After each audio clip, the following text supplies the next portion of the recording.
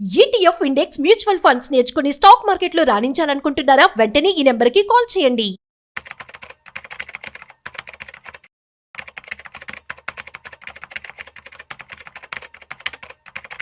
నమస్తే, welcome to Vishnu talks. నేను విష్ణు. ప్రస్తుతం నాతో పాటు senior stock market analyst Sundararamareddy గారు ఉన్నారు. వారితో మాట్లాడదాం. సార్ నమస్తే. సార్ సుందరరామరెడ్డి గారు, నమస్తే sir. Welcome to Vishnu talks.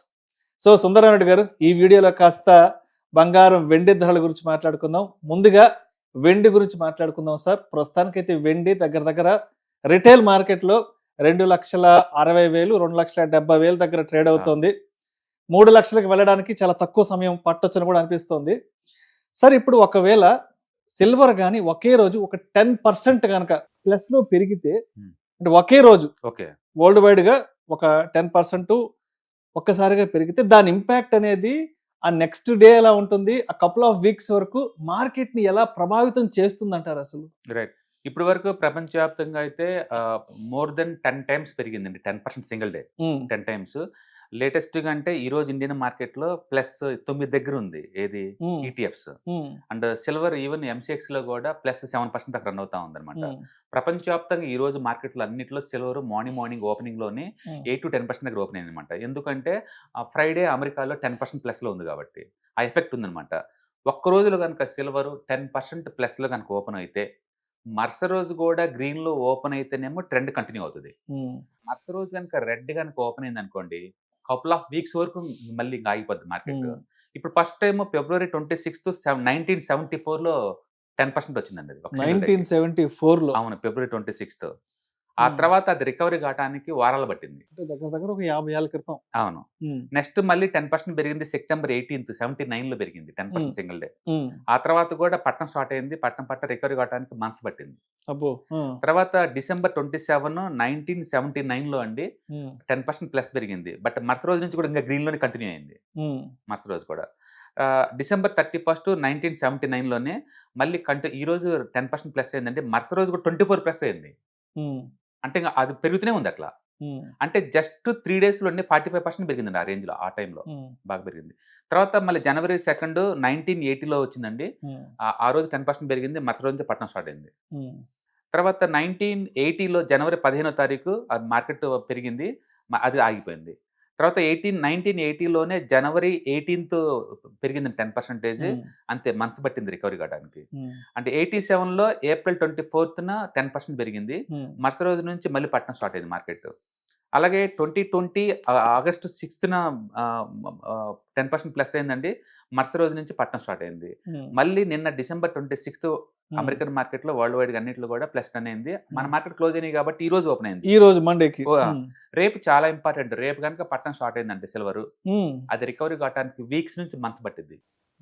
కాబట్టి ఇప్పుడున్న భూము ఉంటుందని కంటిన్యూ అవుతుందని గ్యారెంటీ ఏం లేదు. ఇప్పటికే మార్నింగ్ ఈటీఎఫ్స్ ప్లస్ లో ఓపెన్ అయిన కరెక్ట్ బ్యాక్ వస్తున్నాయండి. అంటే ఖచ్చితంగా రేపు చాలా ఇంపార్టెంట్. రేపు కనుక అది రెడ్ లో ఉందనుకోండి, మనం సిల్వర్ ప్రాఫిట్ బుక్ చేసుకుంటాం 50% లేదు మొత్తం బుక్ చేసుకొని కపుల్ ఆఫ్ మంత్స్ తర్వాత మార్కెట్ లోకి ఎంటర్ అవడం బెటర్.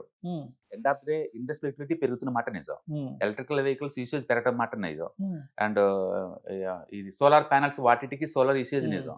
బట్ ఎంతున్న అబ్నార్మల్ యాక్టివిటీ ఇంత రావడానికి అవసరం లేదు. అక్కడ టూ మచ్ స్పెక్యులేటివ్ యాక్టివిటీ నడుస్తుంది వరల్డ్ వైడ్ గా. అక్కడ ఏమవుతుందంటే 1 kg ఒరిజినల్ మెటల్ ఉంటే సిల్వర్ 300 కాంట్రాక్ట్స్ ఈటీఎఫ్స్ రూపంలో కానీ ఫ్యూచర్స్ అండ్ ఆప్షన్స్ రూపంలో కానీ ట్రేడ్ అవుతున్నాయి. అంటే ఒరిజినల్ దానికన్నా కూడా ఈ పేపర్ మీద బెట్ కాసే వాళ్ళు ఎక్కువ అవుతున్నారు. దాంతో స్పెక్యులేషన్ ఎక్కువ ఉందన్నమాట. అందుకని సిల్వర్ ఇంకా పెరగదు అని చెప్పేసి బెట్ కాసే వాళ్ళందరూ రాంగ్ అయిపోయేసరికి ఏంటంటే వాళ్ళ షార్ట్ కవరేజ్ కోసం ఇంకా కొంట మెయిన్ చేస్తున్నారు. దాన్ని మనం స్క్వీజ్ అంటాం, సిల్వర్ స్క్వీజ్ అంటాం అనమాట. ఇప్పుడు ఇక స్క్వీజ్ నడుస్తుందండి.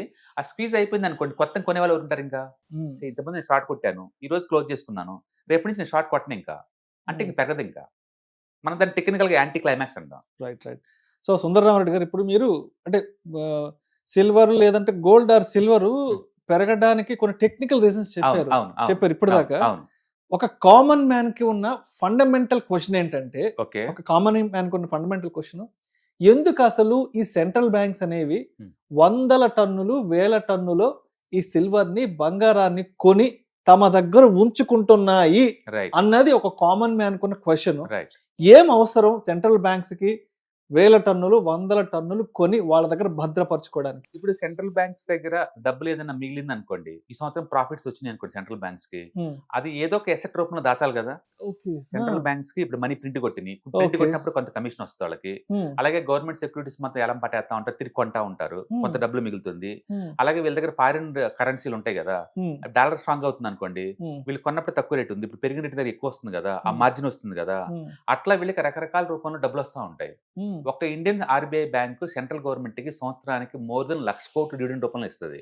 అంటే అందరూ అనుకున్నట్టు ఇవి నాన్ ప్రాఫిట్ ఆర్గనైజేషన్ కావండి, ఎంతకంత ప్రాఫిట్ వస్తూ ఉంటది. ప్రపంచంలో ప్రతి సెంట్రల్ బ్యాంక్ డబ్బు వస్తూనే ఉంటుంది ఏదో రూట్ లో. వచ్చిన వాటిని ఏదో ఒక రూపంలో స్టోర్ చేయాలి కదా, దాన్ని సేవ్ చేయాలి కదా. ఇప్పుడు నా శాలరీ ఉంది అనుకోండి, నేను స్టాక్ మార్కెట్ లో ఇన్వెస్ట్ చేస్తున్నాను, ఇన్వెస్ట్మెంట్ చేస్తాను కదా స్టాక్స్ లో, లేదా రియల్ ఎస్టేట్ లో చేస్తాను కదా, లేదా గోల్డ్ లో చేస్తాను కదా.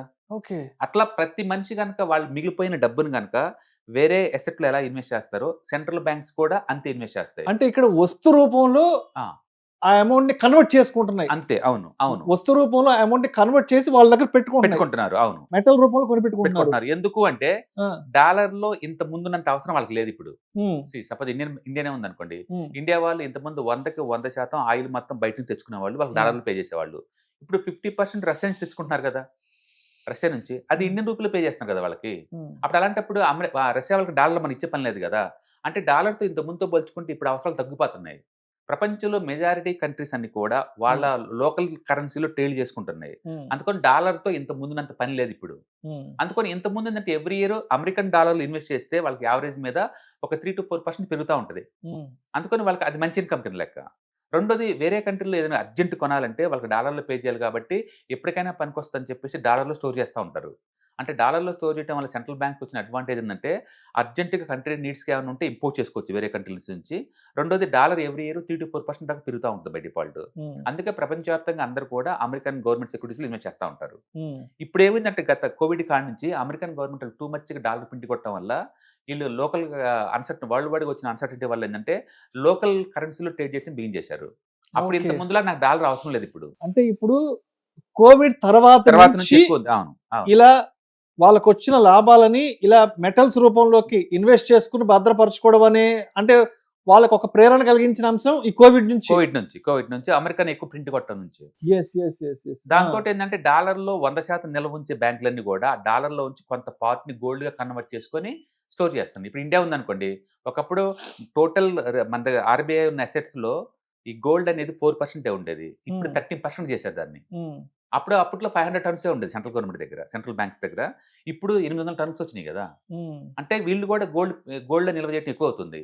డాలర్లో కన్నా కూడా డాలర్ని గోల్డ్గా మార్చుకొని ఉంటుంది. డాలర్ అయినా కరెన్సీ, అది కూడా ఒక ఎసెట్టే కదా, గోల్డ్ కూడా ఒక ఎసెట్టే కదా. అందుకని ఈ ఎసెట్తో పోల్చుకుంటే ఈ ఎసెట్లో ఎక్కువ అప్రిషియేషన్ వస్తుందని చెప్పేసి ప్రపంచవ్యాప్తంగా సెంట్రల్ బ్యాంక్స్ అన్ని కూడా వాళ్ళ దగ్గర ఉన్న కొంత డాలర్ని గోల్డ్ రూపంలో కన్వర్ట్ చేసుకొని దాచుకుంటున్నాయి. అంటే ఇప్పుడు ఫర్ ఎగ్జాంపుల్ ఒక ఉదాహరణగా నా దగ్గర ఒక ₹1,00,00,000 లిక్విడ్ క్యాష్ ఉంది. ఓకే, కరెన్సీ నోట్స్ రూపంలో ఒక ₹1,00,00,000 ఉంది. ఓకే, బట్ అంత డబ్బుని నేను భద్రపరచుకోవడం నాకు ఇబ్బంది. ఓకే, తర్వాత అంత కరెన్సీని అంత నీడ్ కూడా నాకు లేదు. సో నా దగ్గర ఉన్న ఒక ₹1,00,00,000 నుంచి నేను ఒక 60 లక్షలు 70 లక్షలు తీసుకెళ్లేసేసి ఆ గోల్డ్ లో లేదంటే సిల్వర్ లో ఇన్వెస్ట్ చేసి దాన్ని తీసుకెళ్లి హ్యాపీగా బ్యాంక్ లాకర్ లో పెట్టుకుంటే సేఫ్ నాకు. అవును, బేసికల్ గా రూపాయిలో ఉంచుకుంటే దాని వాల్యూ సంవత్సరానికి 6% కోల్పోతున్నావు. ఎగ్జాక్ట్లీ, అలా ఉంచకూడదు, దాంట్లో ఇన్వెస్ట్ చేయాలి. అది సెంట్రల్ బ్యాంక్స్ ఏం చేస్తుంది అంటే, ఇంతకుముందు డాలర్ లో పెడితేనేమో 4% వచ్చేది రిటర్న్స్. రైట్, డాలర్ లో బదులు ఇప్పుడు గోల్డ్ లో కన్వర్ట్ చేస్తున్నారు ఎక్కువ శాతాన్ని. వాళ్ళు అన్నది కరెక్ట్, ఎందుకంటే ఎవ్రీ ఇయర్ యావరేజ్ పెరుగుతూనే ఉంది. ఈ సంవత్సరం అయితే గోల్డ్ లో పెట్టి 70% పెరిగింది వాళ్ళకి. అంటే లిక్విడిటీ రూపంలో పెట్టుకుంటే అది ఇన్ఫ్లేషన్ వల్ల తగ్గుతుంది. సో దాన్ని ఒక మెటల్ లోకి ఇన్వెస్ట్ చేసి ఆ మెటల్ పెరుగుదలని వాళ్ళు రిటర్న్స్ లో చూపించుకుంటారు. ఇంకా లాభాలు ఎక్కువ. ఈ సంవత్సరం సెంట్రల్ బ్యాంక్స్ ఎవరైతే గోల్డ్ స్టోర్ చేస్తారో వాళ్ళ రిటర్న్స్ ఇంకా చాలా ఎక్కువ వస్తుంది. మేబీ సెంట్రల్ గవర్నమెంట్ కి ఈ సంవత్సరం మోర్ దెన్ 2 లక్షల కోట్లు ఇచ్చినా ఆశ్చర్యపడాల్సిన పని లేదు. అట్లా ప్రపంచవ్యాప్తంగా అన్ని సెంట్రల్ బ్యాంక్స్ కూడా ఇప్పుడు డాలర్ లో స్టోర్ చేయడం తగ్గించి డాలర్ లో నుంచి కొంత పోర్షన్ ని గోల్డ్ లో కన్వర్ట్ చేసుకుని దాచుకుంటున్నాయి అనమాట. అట్లా ఇండియాలో ఆర్బీఐ దగ్గర టోటల్ అసెట్స్ ఇప్పుడు గోల్డ్ వాటా 13% ఉంది. That is the highest last couple of years నుంచి చూసుకుంటే. అట్లా వరల్డ్ లో ప్రతి సెంట్రల్ బ్యాంక్స్ కూడా ఈ మెటల్స్ ని స్టోర్ చేస్తున్నాయి ఎంతకంత, ఎందుకంటే ఇవి స్ట్రాంగ్ అవుతున్నాయి కాబట్టి. వాళ్ళకున్న ఇప్పుడు మీకున్న ఏదైనా ఆస్తుంది అనుకోండి, రూపీలో ఉంచుకుంటే రూపీ వాల్యూ తగ్గిపోతుంది. దాన్ని ఖచ్చితంగా ఎటుకొట్టి ఇన్వెస్ట్ చేయాలి. కరెన్సీ ఒక ఎసెట్ క్లాస్, మెటల్స్ ఒక ఎసెట్ క్లాస్, స్టాక్స్ ఒక ఎసెట్ క్లాస్, రియల్ ఎస్టేట్ ఒక ఎసెట్ క్లాస్. దాంట్లో కన్వర్ట్ చేస్తేనే మీ వాల్యూ తగ్గిపోకుండా ఆగిద్ది, ప్లస్ ఎంతకంత అప్రిషియేట్ అవుద్ది అనమాట. Exactly, real that sounds great. Real అసలు ఉన్న లాజిక్ అది. సో అయితే ఇప్పుడు ఏంటి అసలు ప్రస్తుతానికి ఏంటి మార్కెట్లో పరిస్థితి ఏంటి, అండ్ ప్రపంచ మార్కెట్లు అంతా కూడా ప్రస్తుతానికి ఈ వెండిని ఎలా చూస్తున్నాయి? ఇందాక వీడియో స్టార్టింగ్ లో మీరు చెప్పినట్లుగా ఇవాళ ఆల్మోస్ట్ ఓపెనింగ్ ఒక 10% హైక్ వచ్చింది కాబట్టి, సో అంటే కొత్త సంవత్సరం నుంచి అసలు ఏంటి మార్కెట్ని ఎలా ఎక్స్పెక్ట్ చేయొచ్చు? ఎందుకంటే సిల్వర్ కి సంబంధించి, గోల్డ్ కి సంబంధించి విపరీతమైనటువంటి స్పెక్యులేషన్ ప్రపంచవ్యాప్తంగా నడుస్తుంది.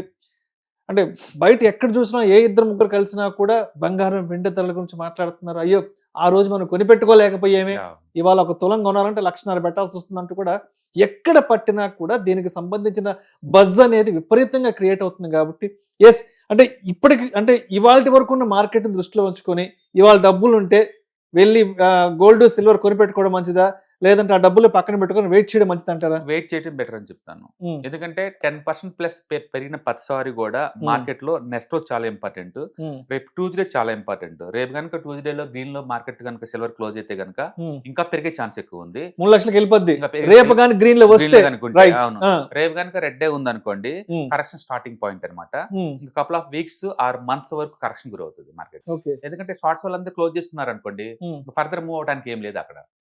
దాన్ని మనం యాంటీ క్లైమాక్స్ అంటాం టెక్నికల్ గా. యాంటీ క్లైమాక్స్ అంటే small candle, big candle, bigger candle. ఇంకా పెరిగిద్ది అనుకుంటామా, ఇంకా ఆగిపోద్ది ఇక్కడ. ఎందుకంటే కొనేవాళ్ళు లాస్ట్ కొనేవాళ్ళు అయిపోయారు, ఇక్కడ నుంచి పట్టణం స్టార్ట్ అవుతుంది అనమాట ఇంకా. కాబట్టి రేపు చాలా ఇంపార్టెంట్. సో మొత్తానికి రేపు డిసెంబర్ 30వ తారీఖున నెక్స్ట్ వెండి ధరలు డిసైడ్ అవుతాయి. పెరుగుతాయా, పెరగవా, తగ్గుతాయా, తగ్గవా అన్నది మాత్రం రేపు మంగళవారం, చెప్పాలంటే రేపు వైకుంఠ ఏకాదశి. సో మొత్తానికి రేపు అయితే డిసైడ్ అవుతుంది అంటారు. వెరీ బోల్డ్ డిసిషన్ అండి. ఎందుకంటే 10 సంవత్సరాల చరిత్ర మనం తిరిగేసి వస్తున్నాం. స్టార్టింగ్ 74 నుంచి ఇప్పుడు వరకు అదే జరుగుతుంది. అంటే నిలబడితే కంటిన్యూ అవుతున్నాయి, రేపు నిలబడలేకపోతే కొలాప్స్ అవుతున్నాయి. కాబట్టి ఇది రేపటి నుంచి రేపు చాలా క్రూషియల్ పాయింట్. అండ్ దీన్ని బట్టి మనం ప్రెడిక్ట్ చేయొచ్చు.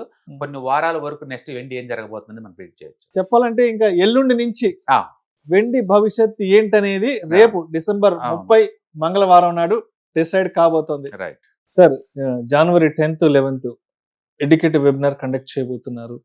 సో ఈసారి ఎటువంటి కంటెంట్ తో ఆడియన్స్ ముందుకు రాబోతున్నారు, ఎటువంటి నాలెడ్జ్ షేరింగ్ చేయబోతున్నారు? ప్రతిసారి మనం మంత్లీ 2 times కండక్ట్ చేస్తూ ఉంటాం ఈ ఆన్లైన్ వెబినార్స్. దీంట్లో మనకి ETFs, index funds, mutual funds అవంటే ఏంటి, వాటిని మనం ఎక్కడి నుంచి ట్రాక్ చేసుకోవచ్చు, అండ్ మీకు ట్రేడింగ్ అకౌంట్ అంటే ఏంటి, డిమాట్ అకౌంట్ అంటే ఏంటి, వాటిలో మనం ఎలా వీటిని చేసుకోవచ్చు, అలాగే సిడిఎస్ఎల్ లేదా ఎన్ఎస్డిఎల్ వాటి నుంచి ఎలా ట్రాక్ చేసుకోవచ్చు, మీకు వీటన్నిటికీ మీకు ఐడియా జనరేట్ అవుతుంది అనమాట. చాలా మంది స్టాక్ మార్కెట్ అంటే ఎక్కడ బిగించాలి, ఎలా బై చేయాలి, ఎలా సెల్ చేయాలి, ఏట్లో చేసుకుంటే సేఫ్టీ ఎక్కువ వస్తుందని చెప్పేసి ఎంక్వైరీ చేస్తూ ఉంటారు. అలాంటి వాళ్ళకి ఏంటంటే ఈ ప్రోగ్రామ్ ఒక ఫౌండేషన్ లాగా వచ్చింది అనమాట. అందుకని మీరు ఆల్రెడీ ఎంతకంత నాలెడ్జ్ ఉన్నా, అస్సలు నాలెడ్జ్ ఏం లేకపోయినా మార్కెట్ గురించి, అంటే రిస్క్ లేకుండా ఈ మార్కెట్ ని హ్యాండిల్ చేయాలంటే మనకున్న ఆప్షన్ ఏంటంటే ఈటీఎఫ్స్, ఇన్వెస్ట్మెంట్స్, మ్యూచువల్ ఫండ్స్ అనమాట. కాబట్టి మీరు స్టాక్ మార్కెట్ ని ఎక్స్ప్లోర్ చేయాలంటే మాత్రం ఒక స్టార్టింగ్ స్టెప్ గా, లేదా ఎక్స్పీరియన్స్ ఉన్న వాళ్ళకి కొంచెం అడిషనల్ మనీ మేక్ చేయడం కోసం ఈ ప్రోగ్రామ్ బాగా యూజ్ అవుతుంది అనమాట. Total 2 days program and 6 hours training దీంట్లో. అంటే జనవరి 10th, 11th 2 days లో కండక్ట్ చేస్తారు. ఎవరికైనా ఇంట్రెస్ట్ ఉంటే కింద నెంబర్ స్క్రోల్ అవుతున్న నెంబర్ కి పింక్ చేసుకుంటే సీట్ కన్ఫర్మ్ చేస్తారు అనమాట. Thank you sir, thank you so much Sundara Reddy గారు. రైట్. హాయ్, నేను మీ సుందర రామిరెడ్డి. ఈ వాలటిలిటీ మార్కెట్ లో మనీ ఎలా మేక్ చేయాలని ఆలోచిస్తున్నారా? అంటే స్టాక్ మార్కెట్ బాగా బ్లీడ్ అవుతున్న ఈ టైంలో పోర్ట్ఫోలియోస్ అన్ని కూడా బ్లీడ్ అవుతున్నాయా? అండ్ ఈ వాలటిలిటీని ఎలా హ్యాండిల్ చేయాలి, లాంగ్ టర్మ్ లో మంచి పోర్ట్ఫోలియో ఎలా బిల్డప్ చేయాలో ఆలోచిస్తున్నారా? అలాంటి వాళ్ళ కోసమే ఈ వెబినార్. రాబోయే ETFs, index funds and mutual funds వెబినార్లో పార్టిసిపేట్ చేయండి. మీ నాలెడ్జ్ పెంచుకొని రిస్క్ని మినిమైజ్ చేసుకోండి. స్టాక్ మార్కెట్లో ఉన్న ఇలాంటి వాలటిలిటీని ఎలా హ్యాండిల్ చేయాలో తెలుసుకోండి.